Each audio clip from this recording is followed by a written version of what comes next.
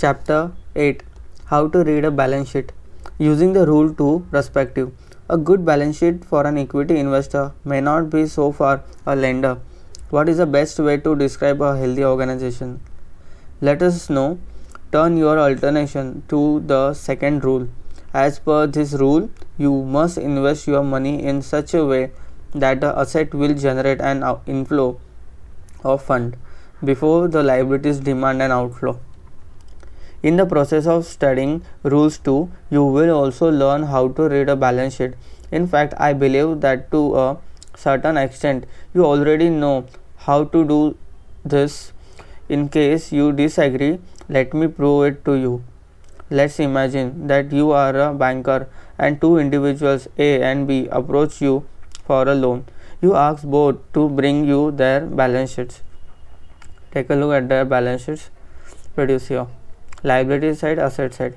Liability side, share capital 450, reserves and surplus 300, long term loan 200, creditors 50, and asset side, fixed asset 750, current asset 250. The total is 1000. Study the two balance sheets carefully. If you were the lender, who would you be inclined to favor? Which one of these would you feel comfortable lending to, and which one of you be reluctant to give a loan to? If you have reached any conclusion based on your study of the two financial statements, you have just read a balance sheet. If you voted in favor of A, I would agree with you. Let's now discuss what it is about A that gives confidence to the lender. Both A and B seems to be similar. As far as asset side is concerned, the difference is on the left hand side, and the balance sheet, it lies in their method of funding. The first things to remember about analyzing a balance sheet is that perspective vary. What is a good balance sheet for an equity investor may not be so for a lender. In this case, you were asked to wear the hat of a banker, a lender. Now, how is a banker as an investor different from an owner who also invests? The difference is that an owner not only invests the money but is also responsible for running the balance businesses. A lender to that extent is a passive investor making only a financial investment and having no other investment. Thereafter, whether the investment will be served on time and whether the loan will be repaid on time or not depends on how well the owner, who is the active investor, run the business. If the owner is totally involved in the running of the business, gives it enough time and attention, and is able to bring good results, the lender's investment will be protected. However, if the owner messes up by neglecting the business or managing it badly, the lender will also suffer. An owner whose personal investment in the business is substantial is likely to be more committed to its success and more involved in its running.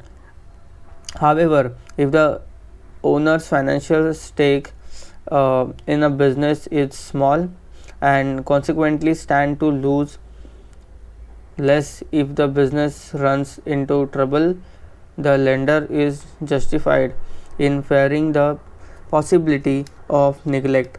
Perhaps the owner has large investment in other business and would devote more time and effort to those.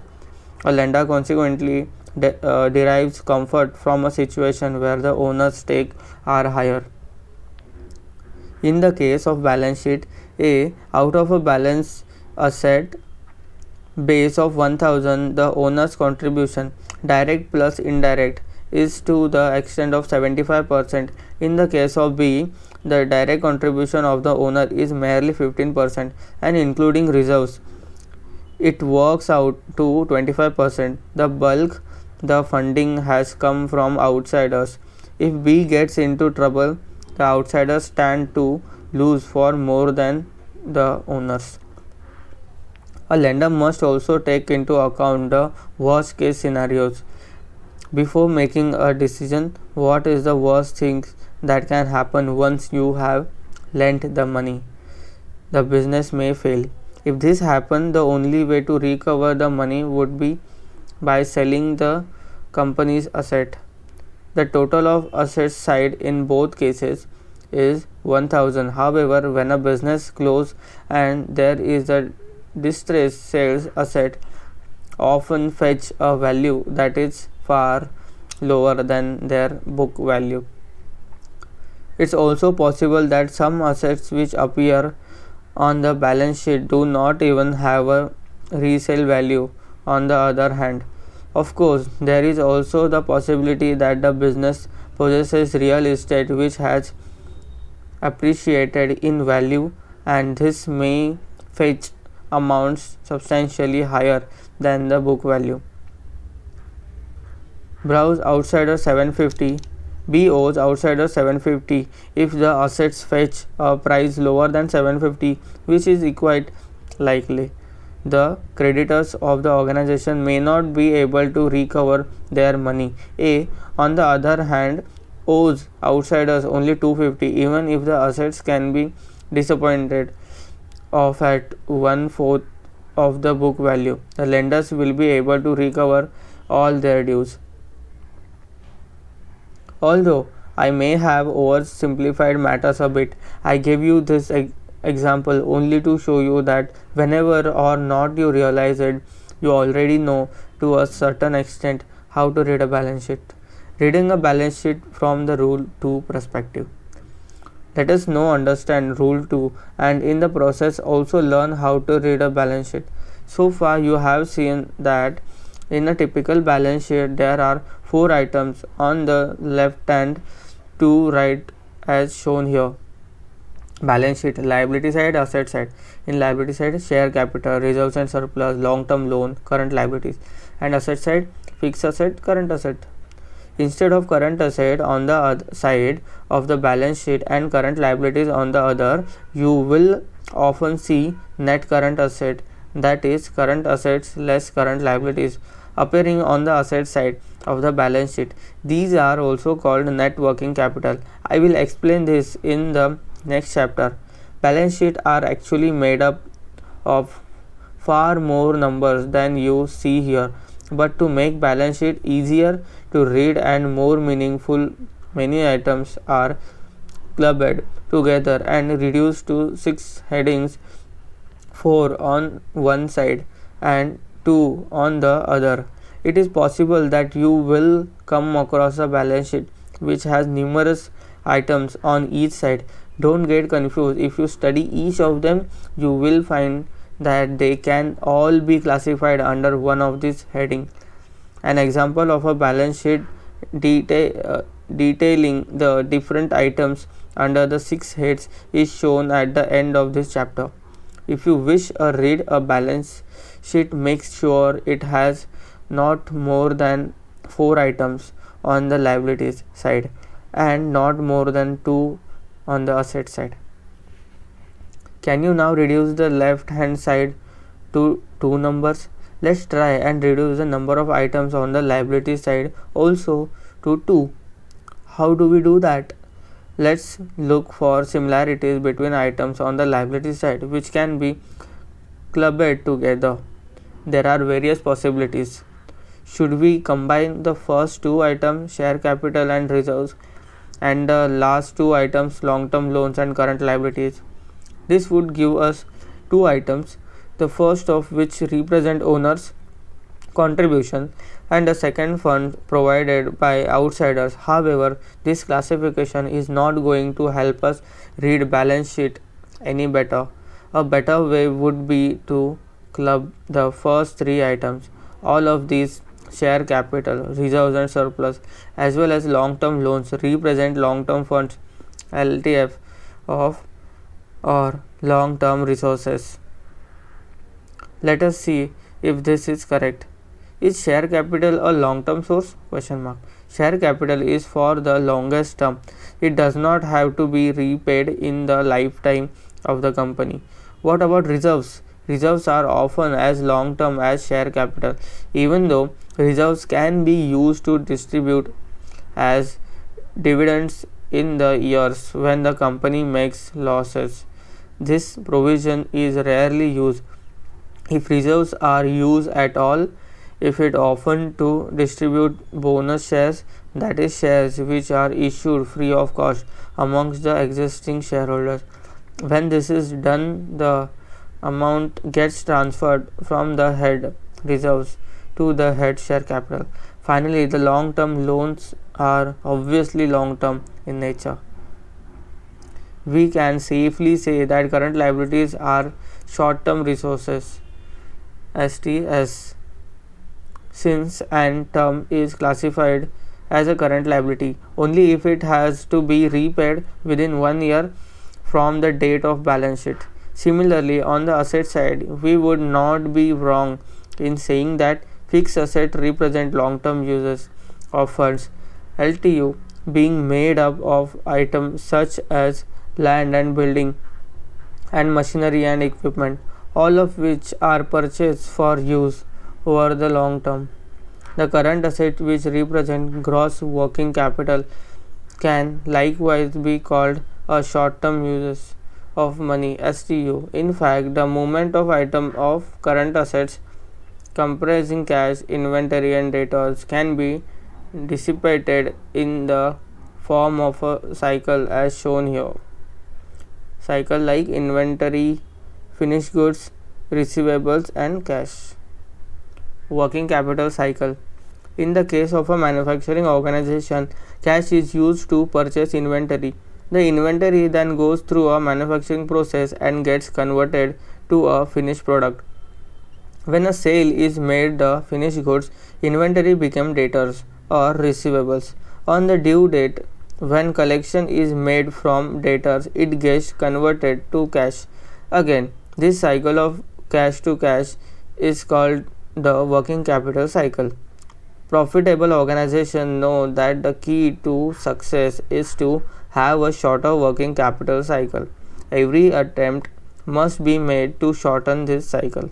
An organization that keeps inventory at a 3-month consumption level, takes 1 month to convert it to a finished product, keeps a finished goods inventory of another 1 month, and then sells the product on a 3-month credit to customer, will have a working capital cycle of 8 months and be able to obtain 1.5 relation in a year.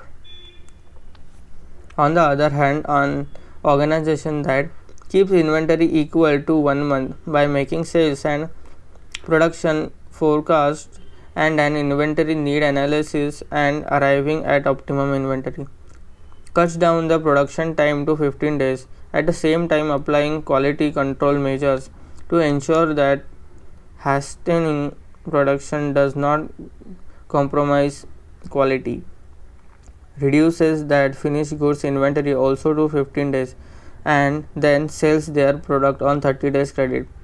Realizing the product of credit is not the only criterion considered by customers while making a purchase, and that customers also take into account product quality, pre-sales and after-sales services, and if necessary by offering customers a small discount, can bring down the cycle to 3 months, thereby achieving 4 cycles in a year, leading to a higher turnover with the same investment as in the first case and consequently far higher profits. For the limited purpose of our discussion, however, it does not matter whether money comes back in 3 months or 8 months when an investment gets converted to cash in less than 1 year.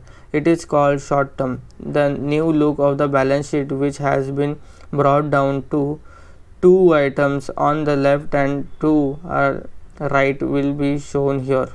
Balance sheet. Liability side, long term sources comprising share capital, reserves and surplus and long term loans, and asset side, long term uses made up of fixed capital. There are only 3 types of balance sheet.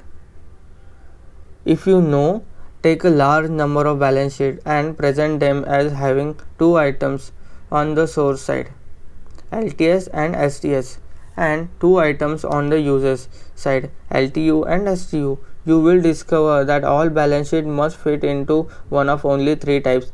Every balance sheet has 3 possibilities and can only be of a type A, type B or type C as displayed here. Take a close look at the 3 statements: balance sheet A, balance sheet B, balance sheet C. You might be thinking that there are surely any number of combinations beside those shown here. So what do I mean when I say that these are the only 3 types of balance sheet possible? To understand this classification, it is essential that you read the statement horizontally and not vertically. You will then realize that the actual numbers don't matter. A balance sheet is type A when a long-term sources and the long-term users match, and the short-term sources and short-term users also match. It does not matter whether the numbers are 18-20 as in this simple example, or whether they are 70-30 or 60-40. If the long-term sources amount to 70 and the long-term users are also 70, if the short-term sources are 30 and the short-term users are 30, we will call it a type A balance sheet. A balance sheet is type B when the long-term sources are more than the long-term users, in which cases the short-term sources will be less than the short-term users. Finally, when the long-term sources are less than the long-term users and consequently the short-term sources are more than the short-term users, the balance sheet will be called type C. It is easy to identify balance sheet with just 2-digit numbers as shown here. In real life, you are more likely to become cross balance sheet with much larger number. So let me give you another set of 3 balance sheet to make sure you have understood how to classify them. Balance sheet example 1, balance sheet example 2, balance sheet example 3. Can you examine that asset whether they are type A, B or C? As you will organize in the first example, the long-term source are less than the long-term users and the short-term source are more than the short-term users, which make it a type C balance sheet. The second one is type A and the last is type B. Try and get live example of balance sheet and apply this thinking to them. You will soon find yourself easily able to classify any balance sheet you wish to read in this manner. How would we describe A and B and C balance sheet? In the 3 balance sheets shown earlier, how should we describe each one? Balance sheet A, liability side, asset side. Liability side, LTS 80, STS 20, total is 100. And asset side, LTU 80, STU 20, total is 100. A has 80 long-term sources and 80 long-term users. A's short-term sources are 20 and so are its short-term users. This indicates that A has utilized its long-term fund to acquire long-term assets and short-term funds to finance short-term users. Balance sheet, liability side, asset side. LTS 90, STS 10, LTU 80 and STU 20. Total is 100. B on the other hand has 90 long-term sources but only 80 long-term users. It appears that B has used long-term funds for long-term purposes and after doing so still has a surplus of long-term funds to the extent of 10. However, on the short-term front, the funds available are 10 but the utilization in short-term investment is to the tune of 20. This deficit has apparently been breached through diversion of long-term funds. B therefore can be described as having used a part of its long-term funds for short-term purpose. As per this rule, A should be the highest, but this is not so, and I am not saying this because a stream to have the exact value of short-term asset as its short-term liabilities and could just be cutting it a bit fine. In fact, A having neither more nor less is on the right side of the mantra. Less is bad, more is worse, and appears to be the epitome of efficiency. There is another different reason for which I believe that A is not the healthiest. A is definitely better than C, but B is even better than A. In balance sheet A, who is expecting to get paid over a short period of time, the short term liabilities which amount to 20, and how much does A have in the form of short term assets, also 20. However, do you recall the breakup of short term assets, which are also known as current assets? Current assets are made up of cash and bank balance, debtors and inventory. Balance sheet A, liability side, liability side STS 20 and asset side STU 20, cash, debtor, inventory. When it is time to pay the short term liabilities, can A use the cash and bank balance to pay them? Of course, this is money. This is readily available. A can use debtors, and I do think A can use its debtors. Debtors are parties from whom you have to collect. Creditors are those that you have to pay. Let's put them at par. You can collect from your debtors and use the money to pay off your creditors. You will doubtless have to use some skill in doing this and fine tune your cash flow, and perhaps use temporary resources to a bank overdraft or similar arrangement to deal with the gaps between the dates of collection and dates of payment. So cash and bank balance can be used to pay short term liabilities. Debtors can also be used, but can inventory be used to pay creditors, which make up a substantial portion of current liabilities? Before you answer this question, first consider who exactly these creditors are. A large component of creditors on the liability side will comprise raw material suppliers, and inventory on the asset side represent the stock of raw material. Using inventory to pay creditors is akin to approaching a vendor for supply of raw material, and when the vendors asks for payment, offering to returns the raw material instead of giving money. No business organization purchase raw material just to return it back to the vendor. Raw material is purchased so that after going through the production process, it can get converted to finished products. The finished product will then be sold to customers and get converted to debtors, and when debtors pay up, the money will be used to pay the creditors. So, since inventory cannot be used to pay creditors, it is obvious that A is not going to have sufficient fund to meet its short term liabilities. This brings me to a key accounting ratio called the current ratio. The short term uses on the asset side and are current assets. The short term source on the liabilities side are current liabilities. The ratio of the two is called the current ratio. Balance sheet A, liability side, asset side, CL20, CA20. Balance sheet B, liability side, CL10, asset side, CA20, and liability side CA3, asset side CA20 in balance sheet C. Healthy companies must try and maintain a current ratio CACL in the region of 2:1. The problem with A is that its current ratio is 1:1. The current ratio of C is 1:1.5. The current ratio in the case of B is exactly what it should be, namely 2:1. It is possible for B to get into trouble despite having the perfect current ratio.